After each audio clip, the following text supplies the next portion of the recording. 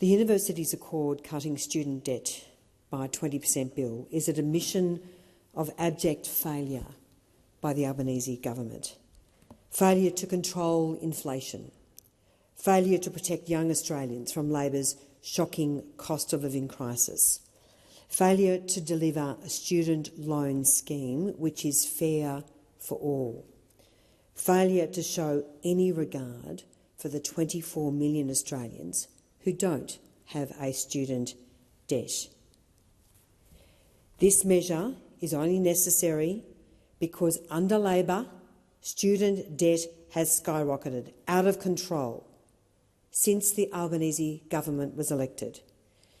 In 2022, help indexation was up 3.9%.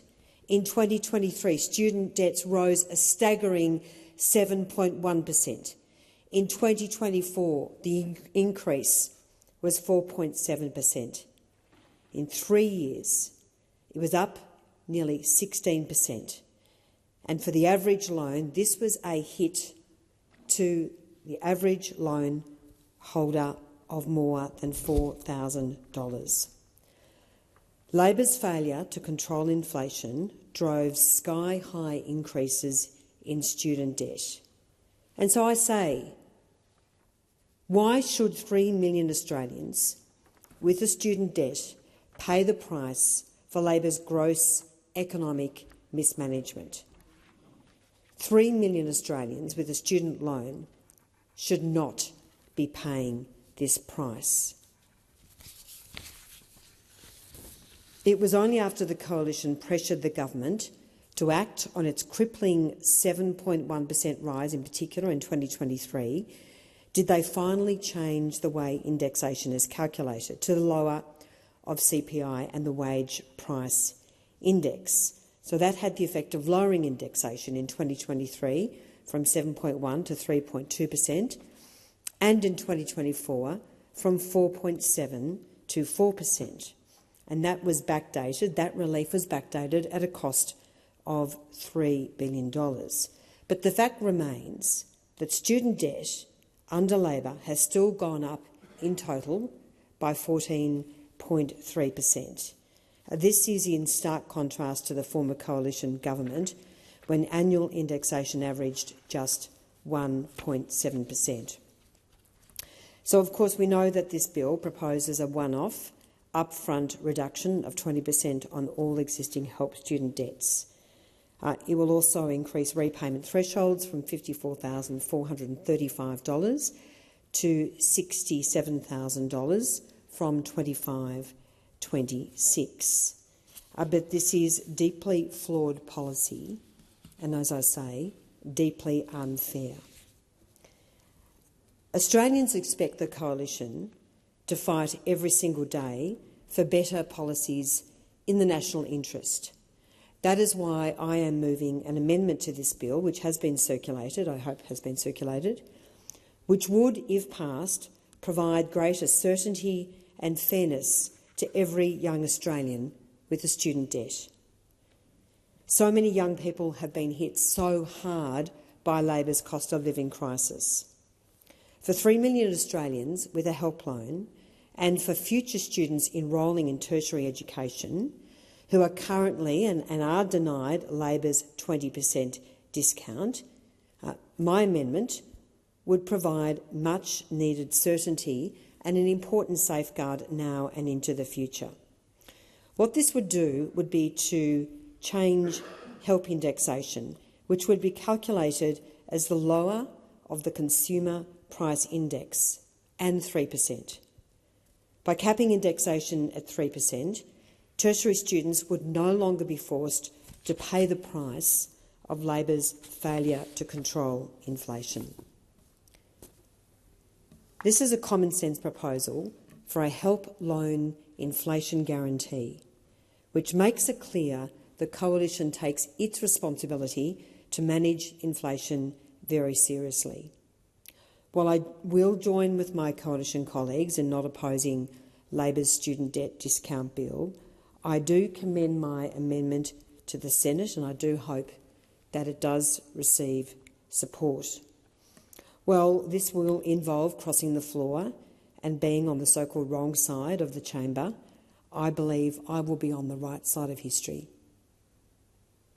With inflation forecast to be 3% or under over the forward estimates and into the medium term, this help loan inflation guarantee is a very low-cost measure.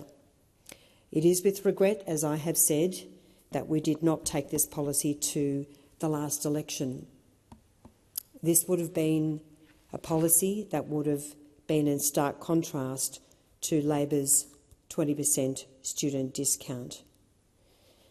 So if the amendment is passed, it would have the effect of decreasing help indexation from the current rate of 3.2% to 3%, which of course represents a fairly modest saving for most borrowers. But very importantly, what this does, it delivers certainty now and into the future. Never again would tertiary students be strangled with Labor's debt noose. And as I say, this has been, frankly, a shocking noose around the necks of so many young Australians, because, as we know, the higher the debt, the more impact this has on the ability of debtors to borrow money. And so that includes the ability of young Australians to buy their first home. And we are seeing debts running out of control, and they will continue to run out of control. And the risk is that they will continue to run out of control unless there is an inflation guarantee, so that young Australians, when they are deciding what to do with their lives, whether they go for vocational education, whether they go to university and they are looking to take out a help loan, they will have the certainty that they are never again going to face the risk of these sky-high indexation rates. I do want to just reference the media release which was put out by Angus Taylor, the former Shadow Treasurer, and myself when I was the Shadow Minister for Education, after Labor announced its student help debt discount. And Mr Taylor made this very clear. There are no free lunches in economics. Under this policy, every Australian will continue to pay the price for Labor's high interest rate, high inflation environment, but only a few will see the benefits. At $16 billion, the cost of this to each Australian household is around $1,600. And as I said, it is really unfair that 24 million Australians see no benefit, and even students commencing in semester 2 of this year see no benefit from the discount. Students who've exercised responsibility to pay off their debts as quickly as possible, made voluntary payments, they too have been left behind, because for those who have paid off their debts, they receive nothing.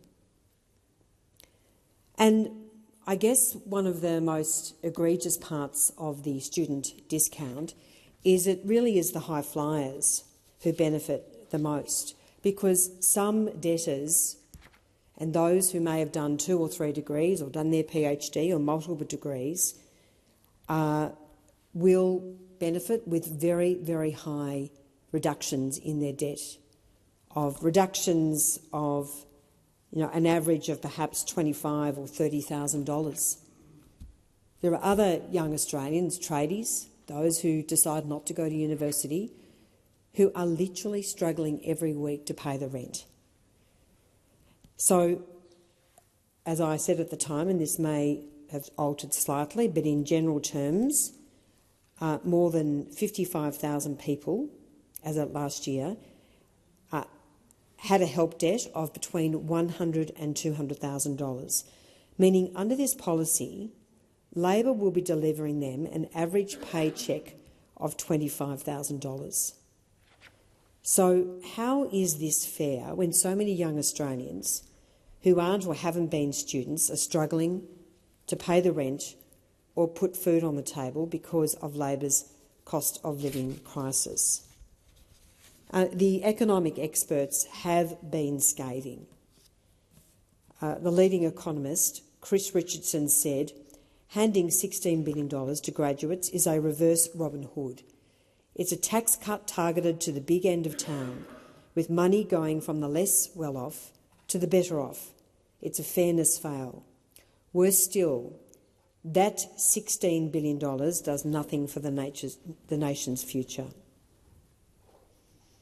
Ashley Craig said, this is an abominable idea that gives precious tax dollars to rich Australians while doing nothing to help with the currently elevated cost of living. If it is popular, it is because people don't understand this and are being misled. This is exceptionally bad policy which favours the rich, doesn't help with current cost of living and does nothing to encourage higher ed. Peter Van Onselen, the political editor of Daily Mail Australia, said, this is just transferring their debt to all taxpayers. What's next? Cutting home mortgage debts. It's so profoundly economically irresponsible. So the Coalition agrees with those experts. It is a poorly targeted sugar hit, which won't touch the sides when it comes to young people dealing with the cost of living crisis. And of course, indexation on HECS help loans will still be applied before repayments, meaning that debt balances will remain unnecessarily inflated. I will also reference the recent parliamentary library analysis, which found in real terms Labor's 20% HECS cut would amount to just a 7.9% reduction for some borrowers based on their debt from 2022. So there's a lot of spin in this 20% discount. I mentioned before that as a result of these huge increases in student debt, the hit on the average loan was more than $4,000. Now, Labor is saying this will save the average lender $5,500. There's not a lot of difference because it's actually not 20%, because in order to get the 20% discount, Australians with a student debt have had to pay a very, very heavy price. And I do note this in stark contrast to the performance of the former coalition government, and I mentioned this before, when under the coalition, on average, the indexation was nearly 2% lower than what debt holders had compared with the Albanese government, 1.76% for the coalition during those 9 years, compared with 3.58% under this government between 2022 and 2025. So this is regrettable that it's got to this, because if Labor had managed the economy responsibly, taken the control of inflation seriously, because of course HECS help indexation is directly linked to CPI, then we would not have seen this skyrocketing debt, which caused a lot of grief for so many young Australians. I look forward to discussing my amendment, which I think will improve this bill. Capping indexation to give future students and those 3 million Australians with a student debt certainty is a good thing. I regret that this has not been endorsed by Shadow Cabinet, though I've had some very good response by many of my colleagues. But I do commend this amendment because it is common sense, it provides certainty, it's responsible, and it builds confidence in the help loan scheme. And at a time when the help loan scheme has been under a very black cloud, we need this confidence, and my amendment will help to deliver that.